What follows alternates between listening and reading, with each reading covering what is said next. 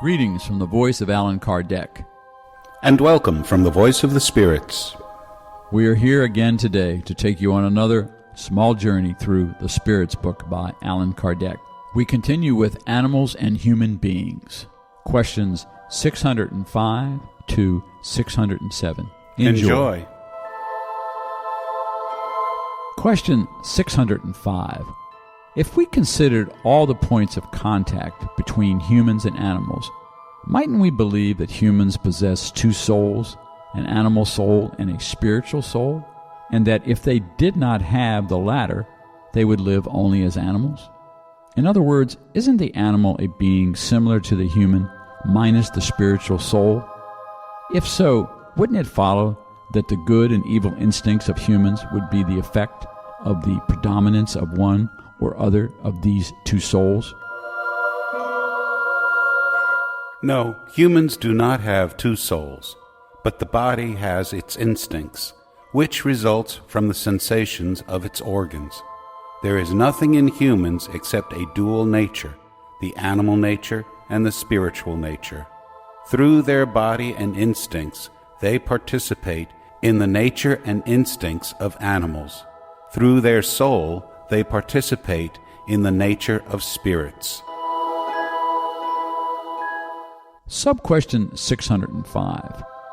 Thus, besides getting rid of its own imperfections, must the spirit also struggle against the influence of matter?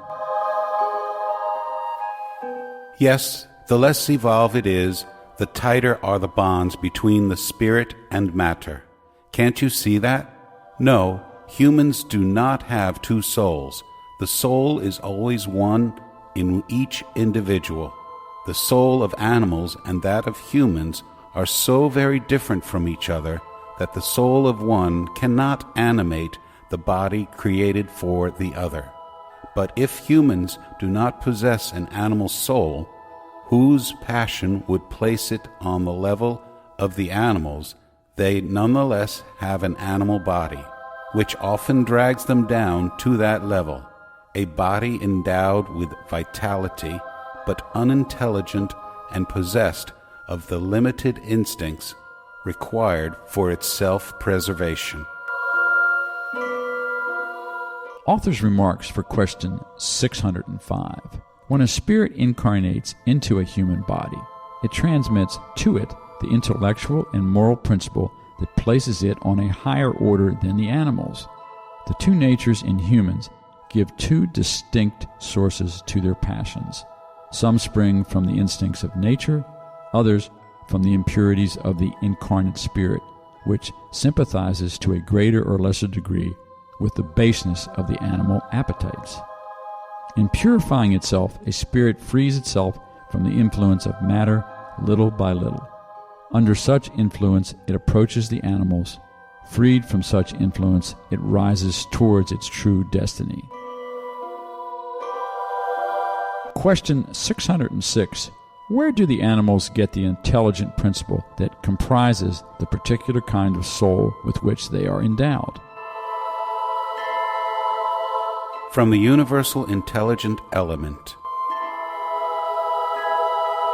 Sub-question 606. Then the intelligence of both humans and animals emanates from a single principle.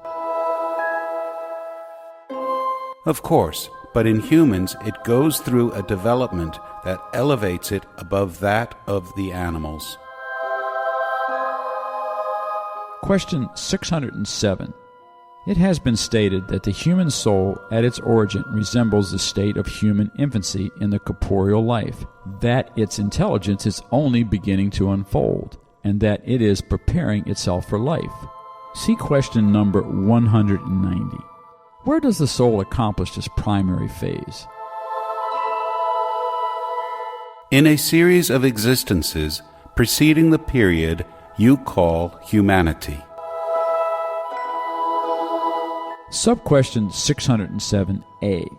Then it would seem that the soul had been the intelligent principle of the lower beings of creation, correct?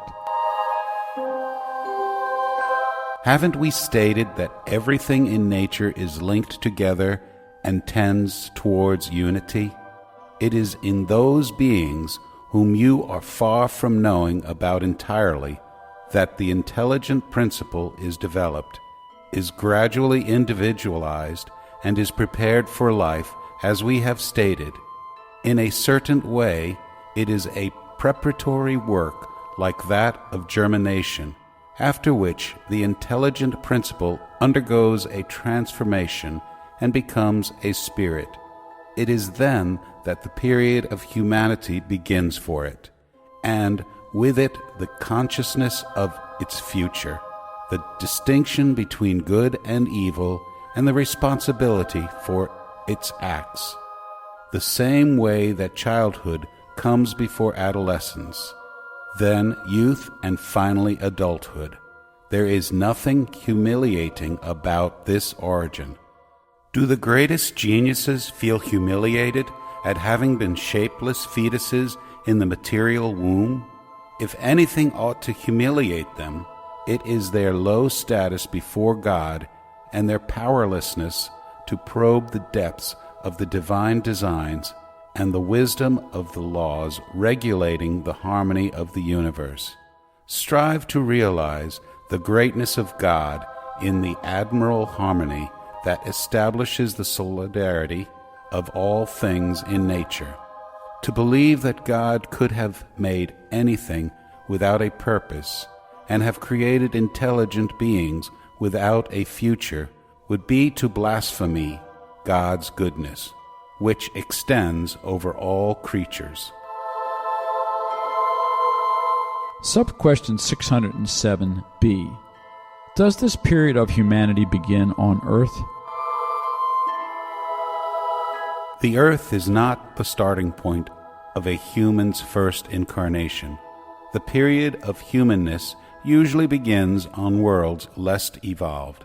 This, however, is not an absolute rule, and it may happen that a spirit at its human beginning may be suited to live on the earth. Such a case is not frequent, and would be an exception rather than a rule.